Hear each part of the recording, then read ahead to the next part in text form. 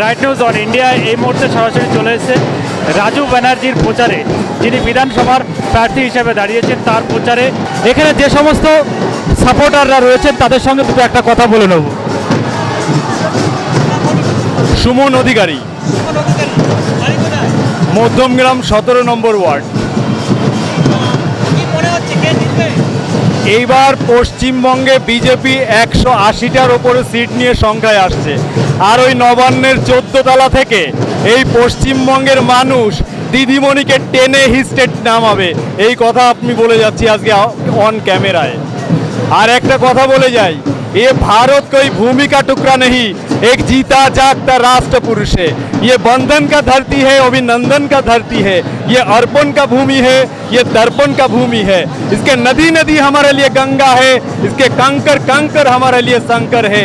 हम जिएंगे तो भारत के लिए और मरेंगे तो भारत के लिए, और मरने के बाद भी गंगा जल में बहते हुए हमारा अस्तित्व को कोई कान लगा के सुने तो एक ही आ जाएगा, भारत माता की। তাই আমি বলে যাচ্ছি, এই পশ্চিমবঙ্গে এই মধ্যমগ্রাম থেকে শুরু হবে এই মমতা ব্যানার্জিকে উৎখাত করা, এই চোরের সরকার, এই দুর্নীতিবাজ সরকার, এই মাফিয়া রাজের সরকার আর না। তাই তো বলছি পরিবর্তন দরকার, চাই পরিবর্তন দরকার, পরিবর্তন দরকার, পরিবর্তন দরকার, তাই বিজেপি সরকার।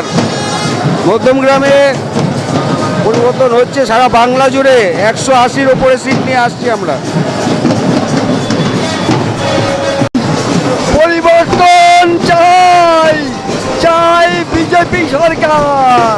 এখন মধ্যগ্রাম থেকে বলতে চাই, এটা বলার অপেক্ষা রাখে না। যে দুষ্কর্ম চলছে এ দীর্ঘ 15 বছর ধরে, আর মাননীয় বিধায়ক যেভাবে দুর্নীতির সঙ্গে যুক্ত আছে, 2026 সালে প্রত্যেকটা মানুষ জোট বেঁধেছে যে এবার পরিবর্তন হবে, আর পরিবর্তনের জন্য বিজেপি সরকার আসছে, এর বিকল্প কিছু নেই।